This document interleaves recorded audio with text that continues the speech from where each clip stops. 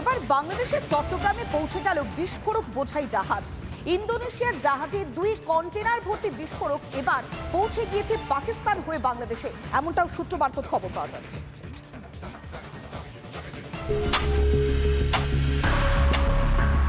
বাংলাদেশে কোন নতুন খেলা খেলছে ইউনূস? পাকিস্তানের মতলবটাই বা কি?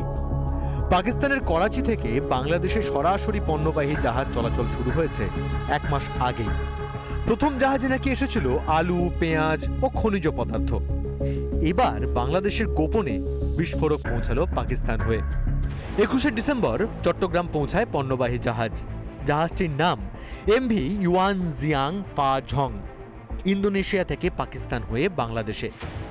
জাহাজটিতে রয়েছে 2 কন্টেনার ভর্তি বিস্ফোরক। সংবাদ মাধ্যমকে ছবি তুলতে নিষেধাজ্ঞা ইউনূস প্রশাসনের। পণ্য তালিকায় ছিল না বিস্ফোরকের উল্লেখ। বলা হচ্ছে বিপুল পরিমাণে এই বিস্ফোরক নাকি খনিতে ব্যবহারের জন্য। হাসিনা দেশ ত্যাগের পর থেকেই বাংলাদেশের পাকিস্তান প্রেম চরমে। পাকিস্তানের প্রধানমন্ত্রী শাহবাজ শরীফের সঙ্গে দেখাও করেন ইউনূস। হাসিনা বিরোধী আন্দোলনে জামাতি মৌলবাদীরা ছাড়াও পাকিস্তানের গুপ্তচর সংস্থা ISI এরও হাত ছিল, সেটা এখন দিনের আলোর মতো স্পষ্ট। এবার কি বাংলাদেশে পালা বদলের আসল উদ্দেশ্য সফল করতে চাইছে পাকিস্তান? বিস্ফোরকগুলো বাংলাদেশে এই মুহূর্তে কোথায় কি কাজে লাগবে বোঝা যাচ্ছে না। বাংলাদেশে যারা বিরোধী আছে তাদের বিরুদ্ধে কাজে লাগানো যেতে পারে, সংখ্যালঘুদের পেছনে কাজে লাগানো যেতে পারে, কিন্তু আমাদের ধারণা এই একটা বড় অংশ চলে আসবে আতঙ্কবাদীদের মাধ্যম দিয়ে ভারতবর্ষের অস্থিরতা কি করে বাড়ানো যায় সেটাই পাকিস্তানের ISI এর লক্ষ্য। 2004 সালে বিএনপি জামাত ক্ষমতায় থাকাকালীন এই চট্টগ্রাম থেকেই অস্ত্র ভারতে পাঠানোর ষড়যন্ত্র করেছিল লুৎফুজ্জামান বাবর। ফের বাংলাদেশের মাটিতে তেমনই কোনো খেলা হচ্ছে না তো? বাংলাদেশের ক্ষমতা বদলের সুযোগ নিয়ে ফের ভারতের বিরুদ্ধে ষড়যন্ত্র করছে না তো জঙ্গি পাকিস্তান? এখন থেকে ভারতের সতর্ক থাকা উচিত বলে মনে করছেন বিশেষজ্ঞরা। রিপাবলিক বাংলা। বাংলাদেশের ক্ষমতায় এসে দেশ চালাতে গিয়ে এবার রীতিমতো ল্যাজে কোমরে দশা মোহাম্মদ ইউনূসের। একদিকে মূল্যবৃদ্ধি, অন্যদিকে মুদ্রাস্ফীতি, সাধারণ মানুষের ত্রাহি দশা। আর এই সুযোগেই ইউনূসকে কুর্সি ছাড়া করবার জন্য এবার পথে নামছে বিএনপি জামাত।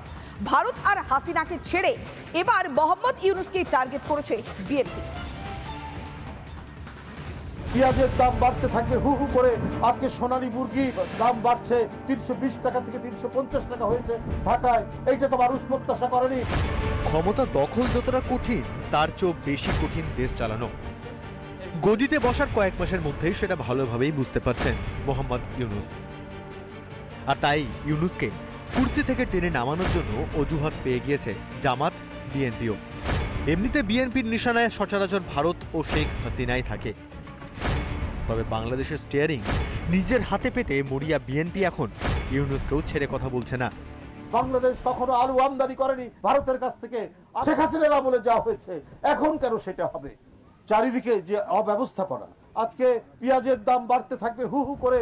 আজকে সোনালী মুরগি প্রতিদিন তার দাম বাড়ছে 320 টাকা থেকে 350 টাকা হয়েছে ঢাকায়। এইটা তো মানুষ প্রত্যাশা করেনি। ডিপ স্টেটের সঙ্গে হাত মিলিয়ে হাসিনাকে দেশ ছাড়া করা গিয়েছে বটে, কিন্তু ইউনূসের শাসনে বাংলাদেশের অবস্থা হয়েছে অনেকটা ব্যাটারিহীন টর্চের মতোই। নিত্য প্রয়োজনীয় জিনিসের দাম হু হু করে বাড়ছে, মুদ্রাস্ফীতি আকাশ ছোঁয়া। এই অবস্থায় দেশ চালাতে রীতিমতো হিমশিম খাচ্ছেন মোহাম্মদ ইউনূস। বিএনপিও খুব ভালোভাবেই জানে ক্ষমতায় আসতে গেলে এখন ইউনূস বিরোধী হাওয়া তোলাটা খুব জরুরি। এদিকে ইউনূসও সেনার আঁচলে বসে ক্ষমতা ভোগ করে যেতে চায় অনন্তকাল ধরে। ভারত বিদ্বেষী এই 2 শক্তি এখন ক্ষমতা দখলকে কেন্দ্র করে ঠোকাঠুকিতে মত্ত। রিপাবলিক বাংলা। মমতা রাজত্বে সংখ্যালঘুরাই যেন রাজ্যে প্রথম শ্রেণীর নাগরিক। কেননা বারবার দেখেছি রাজ্যের মন্ত্রী ফিরহাদ হাকিম, সিদ্দিকুল্লাহ চৌধুরী, হুমায়ুন কবির, তালিকাটা দীর্ঘ। তারা বুঝে গিয়েছেন প্রথম সারির নেতা হতে গেলেও এই মৌলবাদী তোষণ করতে হবে। মমতা বন্দ্যোপাধ্যায়ের এই তোষণের রাজনীতিকে একদিন বাংলার অশনির সংকেত ডেকে আনবে। বাংলার ভবিষ্যৎ কি এবার অন্ধকারে যেতে চলেছে?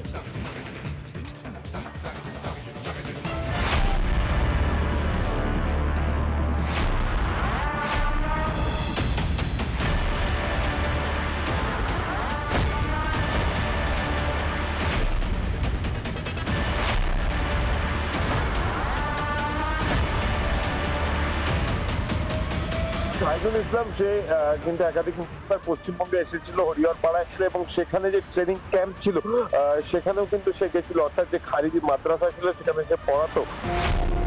জেহাদি উনুনের উপরে বসে বাংলা, রাজনীতির ক্ষমতা দখলের লড়াইয়ে উষ্ণ উত্তাপ বলে যেটা মনে হচ্ছে সেটা আসলে ভয়ঙ্কর মৌলবাদী আগুনের আঁচ।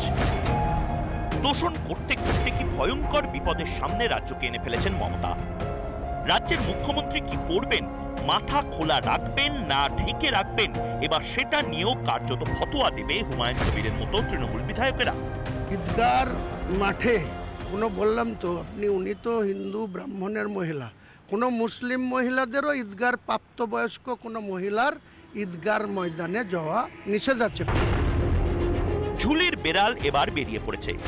মমতা ক্ষমতা ভোগ করতে মুসলিম তোষণ করতে করতে পশ্চিমবঙ্গে খারিজি মাদ্রাসার হাব করে তুলেছেন।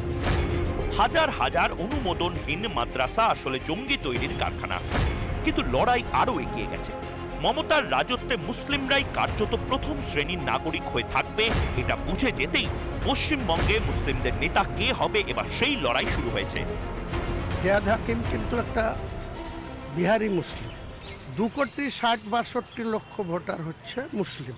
তার মধ্যে এই জনাব ফিরহাদ হাকিম, তারপরে আমাদের জাভেদ খান সাহেব, এদের পার্সেন্টেজ কিন্তু বাঙালি মুসলিমদের থেকে অনেক নগণ্য, অনেক কম।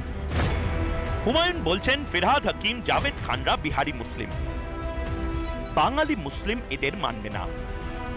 এবার কি তবে পাকিস্তান, আফগানিস্তান, সিরিয়া আর বাংলাদেশের কায়দায় মুসলিমদের দুই মৌলবাদী গোষ্ঠীর লড়াই শুরু হবে বাংলায়? তাই হুমায়ুন কেটে ভাসিয়ে দিতে বললে ফিরহাদ বলছেন মেজরিটি থেকেও মেজরিটি হতে হবে, দুর্ভাগা বিধর্মীদের মুসলিম বানাতে হবে। সিদ্দিকুল্লাহ বলছে হাম দো হামারে চার করে সংখ্যা বাড়িয়ে যাব। কত ধানে কত চাল হয়, 2 ঘন্টার মধ্যে তোমাদেরকে যদি ভাগীরথীর গঙ্গায় না ফেলতে পারি রাজনীতি থেকে সরে যাব। अगर अल्लाह की रहमत है हमारे ऊपर, अगर तालीम हमारे साथ है, तो हम एक दिन मेजॉरिटी से भी मेजॉरिटी हो सकते हैं। চীনের সঙ্গে লড়াই করতে গেলে চীনের সম আপনার পরিমাণের মানে জনসংখ্যা আনতে গেলে হাম তো আমার 4 দরকার, হাম তো আমার দয়াল। মমতার মুসলিম তোষণের নামে মৌলবাদী তোষণের চরম মূল্য দেবে পশ্চিমবঙ্গের মানুষ। রিপাবলিক বাংলা। নানা ধরনের কন্টেন্ট দেখার জন্য লাইক করুন, শেয়ার করুন আমাদের ফেসবুক পেজ, সাবস্ক্রাইব করুন আমাদের ইউটিউব চ্যানেল। পাশাপাশি অন্যান্য ব্রেকিং নিউজের জন্য অবশ্যই চোখ রাখুন রিপাবলিক বাংলায়।